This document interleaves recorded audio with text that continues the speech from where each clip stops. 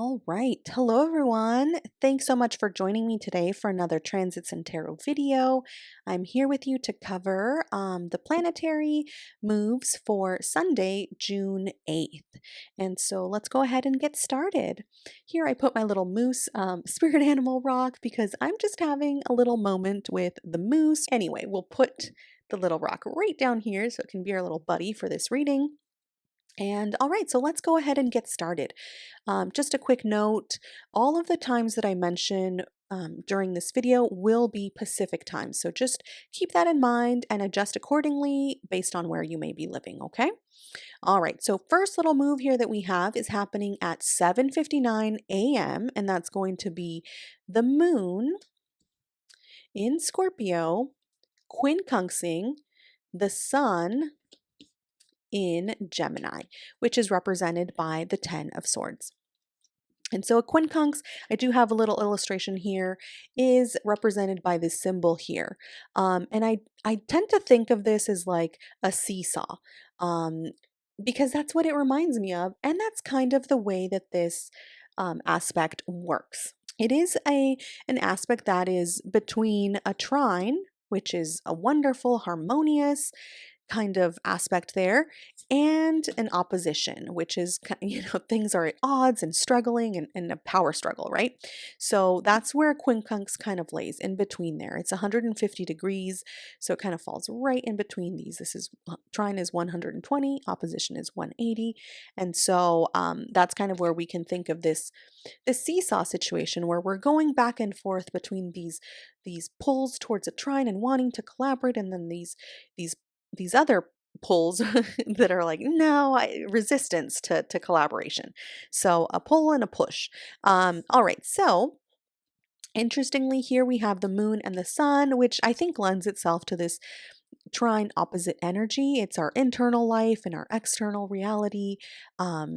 The moon being in Scorpio, right, is a lot about some like stuck little emotional energies. So we might be struggling with like releasing or letting go. We could be dealing with like very deep emotional situations. A week from this Sunday, we have Father's Day. Maybe you're dealing with something along those lines, or just could be like the Sunday blues, where it's like, oh man, it's your last weekend day, and Monday is just around the corner. So some people struggle with that, right? But point being that the moon being in Scorpio is a very deeply emotional position, and could be a little bit of with Scorpio, we get the unmoving waters.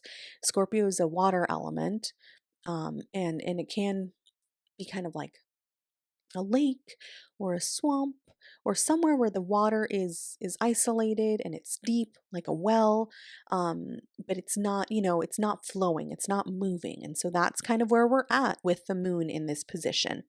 And then over here with the sun in Gemini, we have a bit of a different situation. Gemini is such a chatty and happy, kind of, social sort of sign to be in. And so the sun just, it seems like a wonderful place for the sun to be in, where you're just shining like the little picture here. You're just out there and like, woo, right? Like living it up.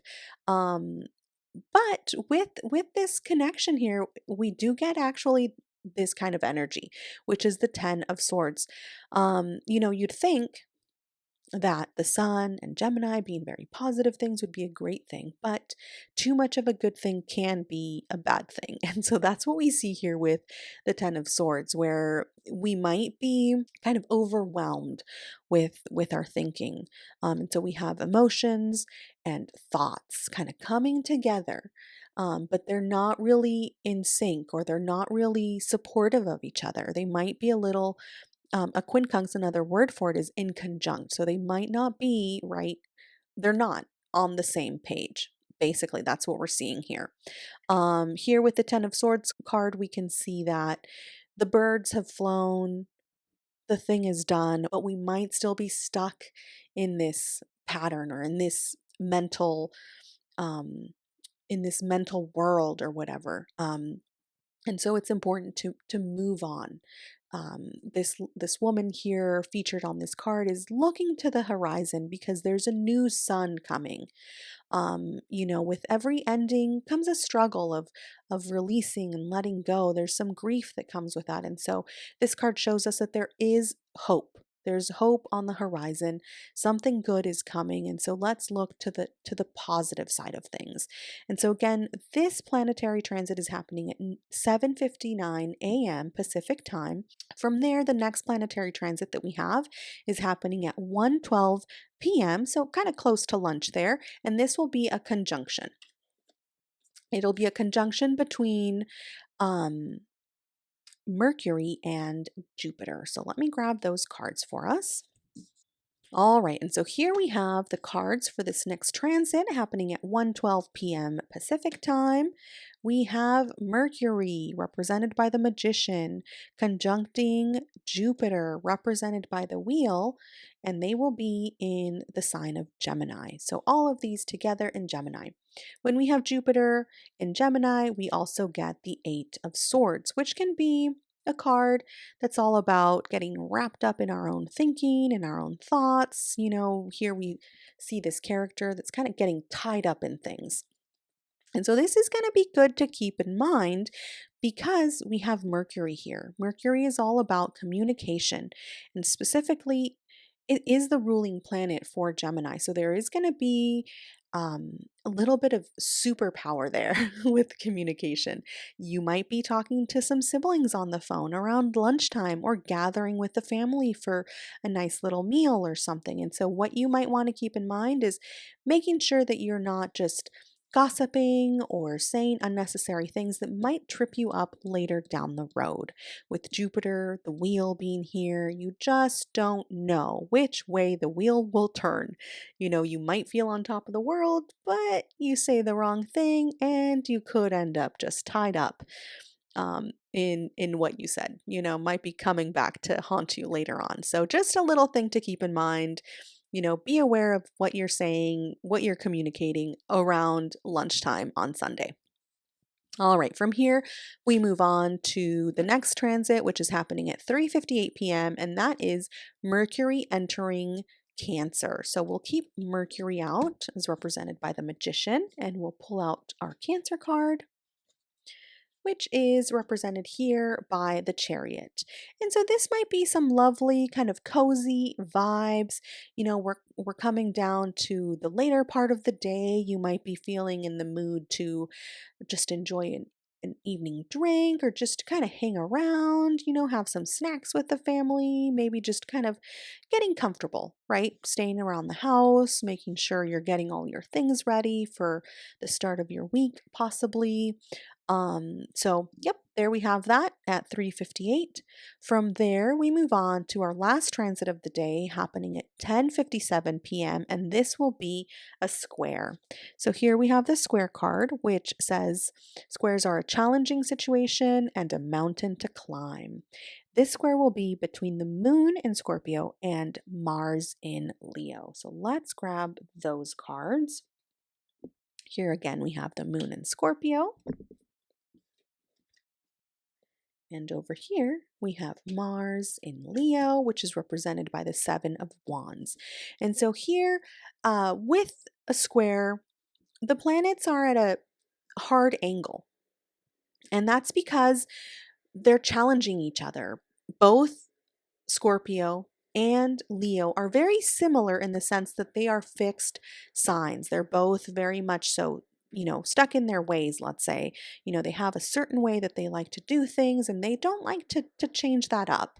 And so our emotions might be in a certain place and we might be feeling very like grounded in those feelings. And then Mars here is kind of the opposite sort of energy. Mars is like a go-getter, a very like unstable sort of energy that wants to change things up. It wants to move things along, right? It's kind of like that leadership sort of vibe there. And so these two are very much so kind of in conflict. Do we stay or do we go? Right? And there's that tension there about how do we move forward now? Here we have the Seven of Wands, which represents Mars being in Leo. And it's a beautiful card and one that we can kind of meditate on as we kind of come to the end of our day. Seven of Wands shows here all of these wands that are kind of poking at the woman or pointing at her. It could be thoughts that are haunting you about the week that's coming. It could be your to-do list that just feels never ending. So you might be feeling a bit of stress potentially. That happens a lot as the day ends on a Sunday and we start to look to the new week. But like this woman here, you can kind of come back to your center. You don't need to neglect your emotions and you don't need to go crazy to just try and get everything done. Just center yourself. Like this woman here, she has this beautiful kind of bubble around her and it's this protective energy and there's nothing that's moving her from her center. She's staying cool as a cucumber and just ready to take on what comes her way. She will turn her head and ignore the things that need to be ignored and then the things that need to be tackled will be tackled. So just a great card to end on here. This will be the final transit. So just being mindful that you might have some kind of conflicting energies. Make sure you get a good night's rest. Thank you so much for joining me today. I really appreciate you hanging out with me. I hope you enjoyed this video and I'll see you again soon. Thank you. Bye.